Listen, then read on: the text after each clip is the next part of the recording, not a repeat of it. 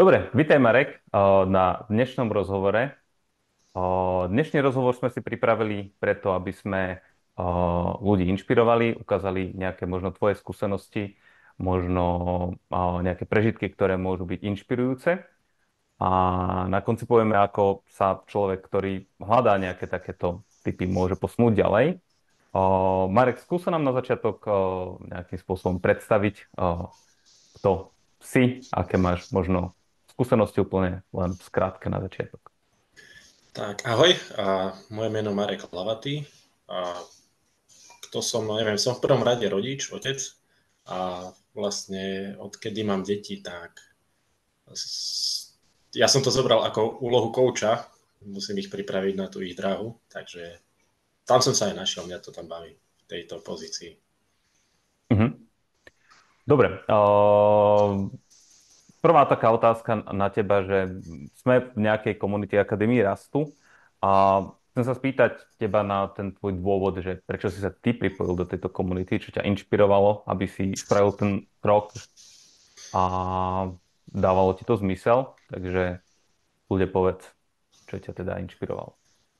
A cítil som takú potrebu posunúť sa v živote ďalej a vlastne som zistil, že musím sa posunúť ako osobnosť.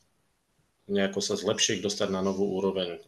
A vlastne keď začneš hľadať, začneš sa tomu venovať, študovať, tak nejak sa ten vesmír spojí a spojí ťa s nejakými ľuďmi a dostal som sa k Akadémii rastu a vlastne som tam.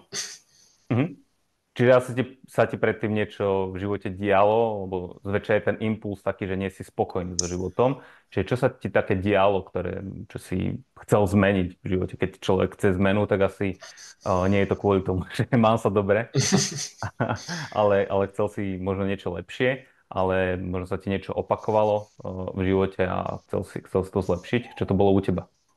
Jasné, na tých chýb to by sme tu mohli byť dlho, ale a vlastne som si uvedomil možno až aj pri Akadémii rastu, aj v tých posledných týždňoch tie chyby. A ja som nad nimi rozmýšľal dlhšie, ale k prvej odpovedi ma dovedol môj syn, 6-ročný. Si veľmi rád kreslí a tlačí si omaľovánky a raz si tlačil ďalšiu omaľovánku a ja tak rozmýšľam, že chlapče, veď už máš rozrobených 5, ešte žiadnu nedokončenú, ale potom mi to taká odpoveď prišla v hlave, že vlastne to vidí na mne, hej, že mám rozrobených strašne veľa vecí a málo čo dokončené. To je jedno, či je to okolo domu, alebo či sme niečo robili spolu, alebo to je jedno proste. A to bola tá moja chyba celý život, že ja som nedokončoval veci. A to ma asi dovedlo k takej situácii, až takej nespokojnosti. A Mhm. potom mi Stanoličko, tiež jeden z ambasádorov Akadémie rastu, povedal, že vlastne život ti bude dávať tie lekcie znovu a znovu, až kým sa z toho nepoučíš. A je to Bude tak ťa kopať dobre. dovtedy, kým sa nezmeníš. Áno, áno. Že asi musím začať tie veci dokončovať. OK. A už si to teda nejakým spôsobom zmenil a ako to teraz vyzerá? Vieš čo, snažím sa. Všetko, čo mám rozrobené doma, tak dokončujem. Minule som vrtal skrinky do 10. večer. V obývačke decka už spali, ale ja som išiel. A aj tak, no proste všetko sa snažím dokončiť v čo najskoršom čase. Niekedy to nejde hneď, ale v čo najskoršom čase dokončiť, čo je rozrobené. Teda cítiš nejakú aj podporu tej komunity alebo toho prostredia, vnímaš to ako dôležitú zložku toho života u teba, že teraz som nejak zmenil, lebo každý to vníma inak, tak ako to je u teba. Určite áno.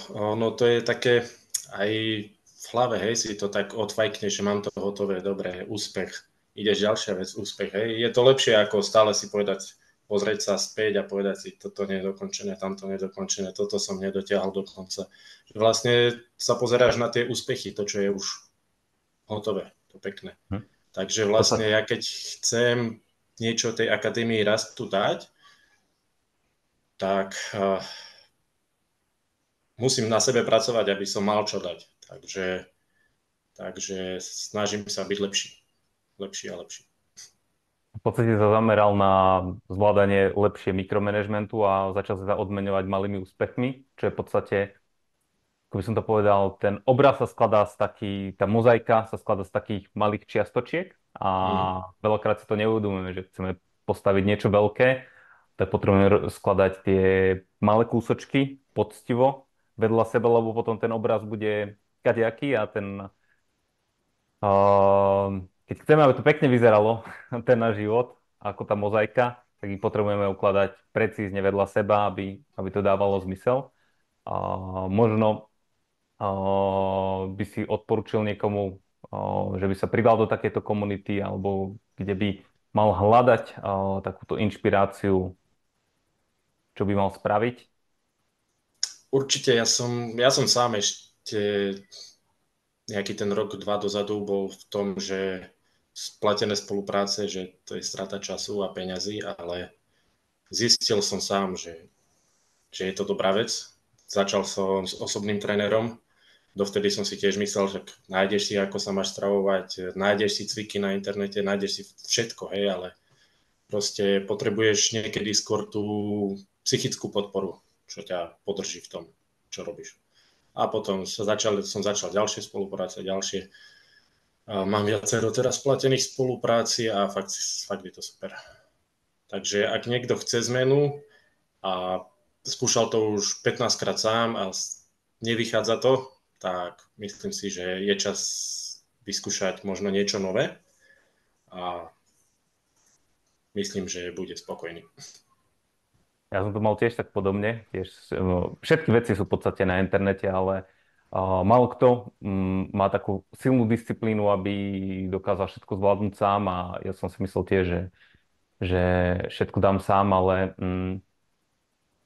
tiež mám len talent na určité veci a na určité veci má talent niekto iný.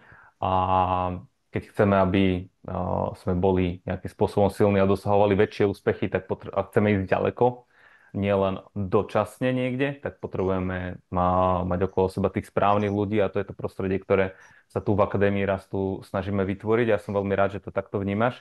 Takže keď hľadáte možno zmenu, hľadáte nejakú inšpiráciu, tak navštívte buď dole link, alebo sa môžeme rovno uvidieť 15. júna v hoteli Vigláš, kde usporiadame workshop, kde je veľa praktických vecí, ktoré sa týkajú práve tohto. Bude tam viacero speakerov, čiže zažijete ľudí, ktorí sú každý v inej oblasti, ale majú jedno veľmi silné spoločné a to je prežitok alebo tá ich vlastná skúsenosť. Čiže inšpiratívne príbehy, ľudia za vlastnými skúsenosťami, žiadna teória, čistá prax. Kľude link alebo priamo vidíme sa 15.6. Budem rád, keď tam prídete. Ak nie, nič sa nedieje, užívajte krásny život. Majte sa. Ahojte, vidíme sa, čaute.